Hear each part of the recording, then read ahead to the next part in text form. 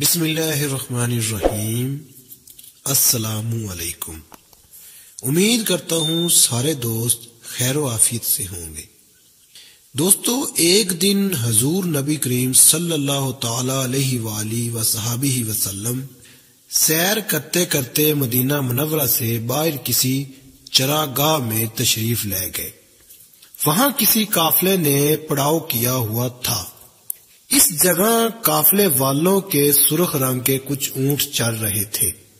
ان اونٹوں میں سے ایک اونٹ حضور نبی کریم صلی اللہ تعالی علیہ وآلہ وصحبہ وسلم کو پسند آ گیا۔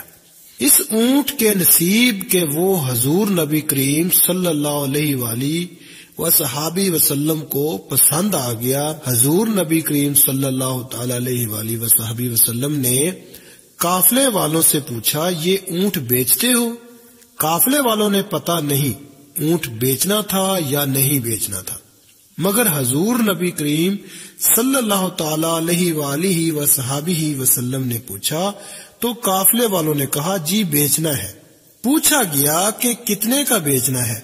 کہا گیا اتنے کا بیچنا ہے۔ سودا طے ہونے لگا۔ حضور نبی پاک صلی اللہ تعالی علیہ وآلہ وصحبہ وسلم نے فرمایا، ٹھیک ہے، میں اس اونٹ کو خریدتا ہوں۔ اونٹ کی قیمت تو طے ہو چکی ہے، بات یہ ہے کہ میں گھر سے اونٹ خریدنے کی نیت سے تو نکلا نہیں تھا، یہ تو سیر کے لیے چلتے چلتے یہاں آ پہنچا اور مجھے اونٹ پسند آ گیا، قیمت تو ساتھ لے کر نکلا نہیں، اس لیے ابھی اونٹ کی قیمت ادا کرنے کے لیے میرے پاس تو کچھ نہیں ہے۔ ہاں، میں واپس جا کر اس اونٹ کی قیمت آپ کو بھیج دیتا ہوں۔ قافلے والوں نے کہا ہمیں منظور ہے۔ قافلے والے کافی دیر حضور نبی کریم صلی اللہ علیہ وآلہ وصحبہ وسلم کو دیکھتے رہے۔ حضور نبی کریم صلی اللہ تعالی علیہ وآلہ وصحبہ وسلم نے اونٹ پکڑا اور واپس مدینہ منورہ کی طرف چل دیے۔ قافلے والے حضور نبی کریم صلی اللہ تعالی علیہ وآلہ وسلم وسلم کے چلنے کی رفتار کے حسن میں کھو گئے۔ جب حضور نبی کریم صلی اللہ تعالی علیہ وآلہ وسلم وسلم نظروں سے اوجھل ہو گئے تو قافلے والے اپنے دلوں پر ہاتھ رکھ کر کھڑے ہو گئے۔ تھوڑی دیر بعد جب وہ سکتے کی حالت سے باہر آئے تو ایک دوسرے سے پوچھنے لگے، یار یہ جو شخص ہم سے اونٹ لے کر چلا گیا، کوئی جانتا ہے یہ کون تھا؟ کسی نے اس شخص کا پتہ بھی پوچھا تھا، کہاں سے آیا ہے اور وہ کہاں گیا ہے؟ وہاں پر موجود افراد نے کہا، نہیں، ہم میں سے کوئی نہیں جانتا وہ شخص کون تھا، کہاں سے آیا ہے اور اونٹ لے کر کہاں گیا ہے۔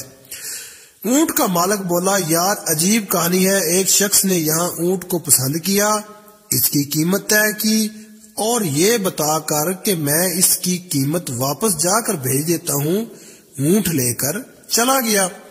ہم میں سے کسی کو اپنا پتہ بھی نہیں بتایا، نہ اپنی کوئی چیز ہمارے پاس گروی رکھی، نہ ہی یہاں کسی کو اپنا ضامن رکھ کر گیا ہے۔ جب یہ باتیں ہو رہی تھیں تو قافلے والوں میں سے ایک شخص بولا، یار وہ شخص جب بول رہا تھا تو اس کے منہ سے نور چھڑکتا تھا، میں تو اس کے چہرے کی طرف ہی دیکھتا رہ گیا۔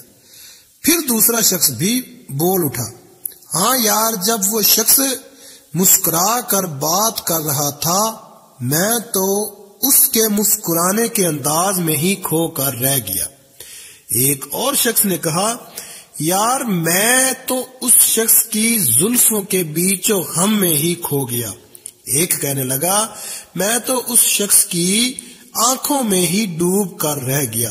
کیا خوب سجن دی آنکھیاں نے، جویں بھر کے سرائیاں رکھیاں نے، تو اجے میرا یار نہیں ڈٹھا، جس نو ویکھ کے چن شرماوے، ادھی راتی دن چڑھ جاوے، جیو رخ تو نقاب اٹھاوے، جیو نکلے سیر کرن نو، سارا گلشن سیس نواوے، تے دھرتی لف لف جاوے، جے ہاتھ پھلاں وچ رکھدا، ہاتھ پھلاں تو ود جاوے، بجلی ڈردی لشک نہ مارے، ماتا بے ادبی نہ ہو جاوے، جیو کھولے پیچ زلف دے کہ راہی راہ بھل جاوے، علم خدا نے اینا دتا عقلاں وچ نہ آوے، عقل خدا نے اینی دتی علماں وچ نہ آوے، نظر اچ اس دی جیڑا آوے او ویکھ جاوے خلق اس دے، دنیا کوئی ویلا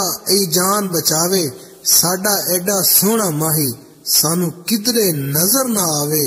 قافلے میں موجود ہر شخص کی زبان پر بس ایک ہی بات تھی، یار ہم تو اس شخص کے حسن میں اس طرح کھوئے کہ کسی کو اس کا پتہ پوچھنا ہی یاد نہ رہا۔ اونٹ کے مالک نے کہا، اب جو بھی ہوا سو ہوا۔ وہ شخص ہم سب کو اپنے حسن کا جادو دکھا کر ہماری قیمتی اونٹ ہتھیا کر چلا گیا، اب وہ واپس نہیں آئے گا۔ جب اس شخص کی زبان سے یہ لفظ نکلا کہ وہ ہم سے ہمارا قیمتی اونٹ ہتھیا کر چلا گیا، تو اب تک خاموش بیٹھی قافلے کے سردار کی بیوی نے اپنے خیمے کا پردہ سرکایا۔ جس شخص نے یہ کہا کہ وہ شخص ہم سے ہمارا قیمتی اونٹ ہتھیا کر لے گیا، قافلے کے سردار کی بیوی نے اس شخص کو مخاطب کرتے ہوئے کہا، سنو، اگر وہ شخص تمہیں تمہارے قیمتی اونٹ کی قیمت دینے نہ آیا تو میں اس کی ضامن ہوں، میں تمہیں اس اونٹ کی قیمت ادا کروں گی۔ اونٹ کا مالک بولا، اچھا تو آپ اس شخص کو جانتی ہیں؟ وہ عورت بولی، واللہ جانتی تو میں بھی اس شخص کو نہیں ہوں۔ پھر قافلے سے کوئی بولا، آپ جانتی نہیں تو اس کی ضمانت کیسے دے رہی ہیں؟ اس عورت نے کہا، جب آپ سب لوگ اس شخص سے اونٹ کا سودا طے کر رہے تھے تو اپنے خیمے کی اوڑ سے میں نے اس شخص کا چہرہ دیکھا تھا، بس میں نے اس کی ضمانت اسی لیے دی ہے کہ جس کا چہرہ اتنا سونا ہو وہ جھوٹا ہو ہی نہیں سکتا۔ اس بات کو ابھی تھوڑی ہی دیر گزری تھی کہ ایک شخص قافلے والوں کے پاس آیا اور ان کو مخاطب کرتے ہوئے بولا، یہ لو کھجوریں۔ رسول اللہ صلی اللہ تعالی علیہ وآلہ وسلم نے یہ کھجوریں آپ قافلے والوں کی ضیافت کے لیے بھیجی ہیں، ان کھجوروں سے اپنے اونٹ کی قیمت پوری کر لو۔